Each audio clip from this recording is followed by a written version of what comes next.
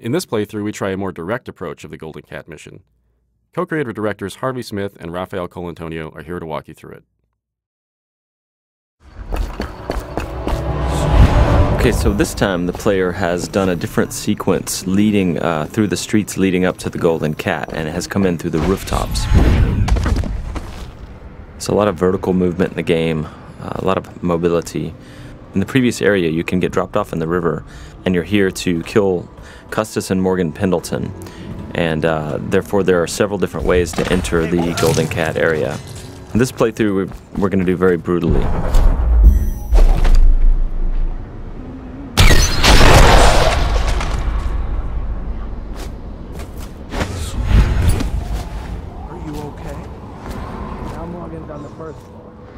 Need to get the men in position. The Ivory Room. All I can tell you is it's very heavily soundproofed. I'll leave the rest to your imagination. Custis is easier to know. Some night you just... Why would anyone pay for that? Rats, plague, elixir, bunch of crap. Huh?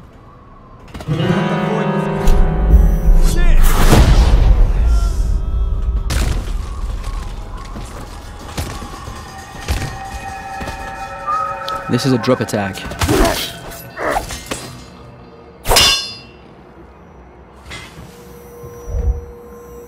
Talk to that nice girl again. The one I told you about. But you're at the Golden Cat, right? Yeah.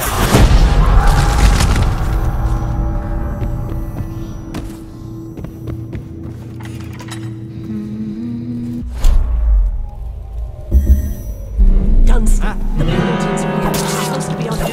They're supposed to be on guard. Obviously, playing this way has got consequences. Some of them is that we track the number of death and innocents that the player kill, and this derives the ending, but also derives some of the little story beats all along the game. And besides, playing this way is actually very consuming in terms of resource. So the player uses those resources like powers and his mana and his health potions, and he has to use them carefully. Guards, might be worth checking out.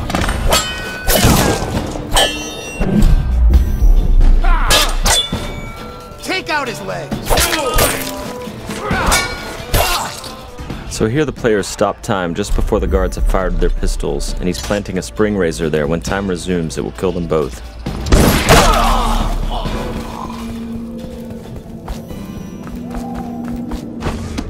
By the outside!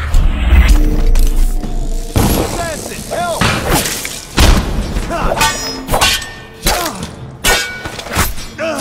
The game's combat with the sword, the melee combat, involves blocking and counterattacks if the blocking is timed correctly.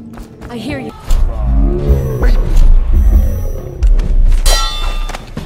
I'm a... I'll have you whipped and put to work in the...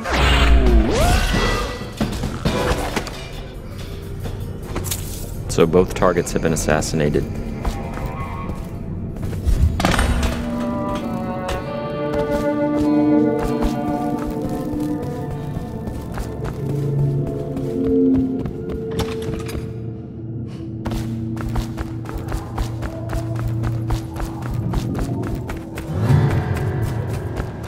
Huh? Someone help me out! Someone get over here! Help! Someone...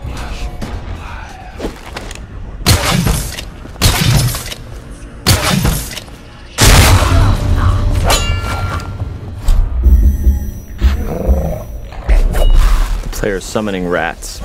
Once the rats are in the world, they're like little AIs. So sometimes the guards win, sometimes the rats win.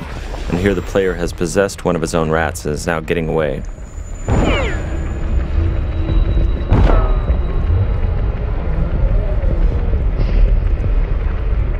And that's the end of the violent, messy playthrough of the Golden Cat.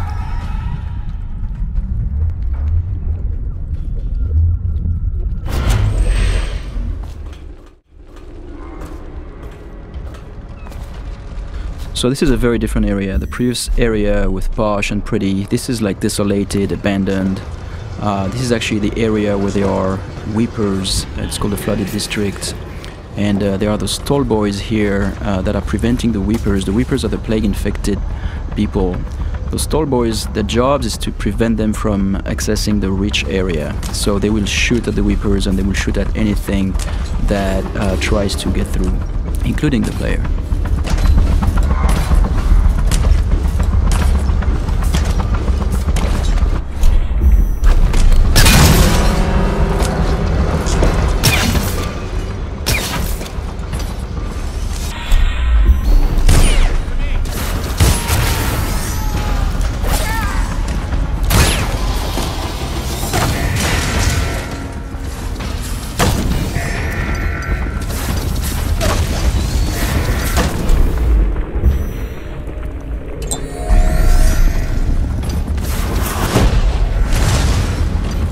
Here we're using Wind Blast to bounce back the arrows at the tall boys.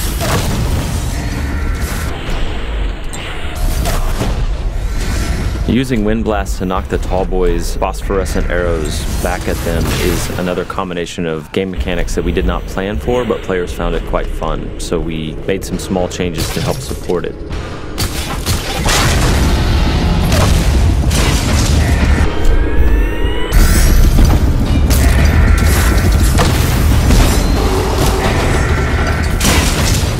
These Stiltwalker guards, the tall boys as they're called, have vulnerable tanks of whale oil on their backs that they use for their incendiary arrows. And so periodically the player is shooting at those tanks, stopping time, trying to get behind them. The shields all around them are actual breakable wooden shields, so they absorb some of the player's shots, but periodically the player breaks one of them off.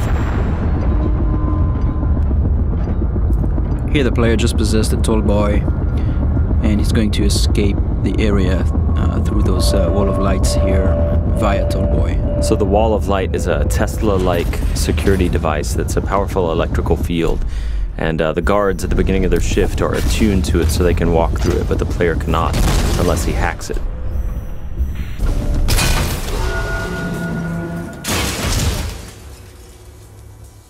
Thank you for watching. For an alternate approach, check out youtube.com/Dishonored or Dishonored.com.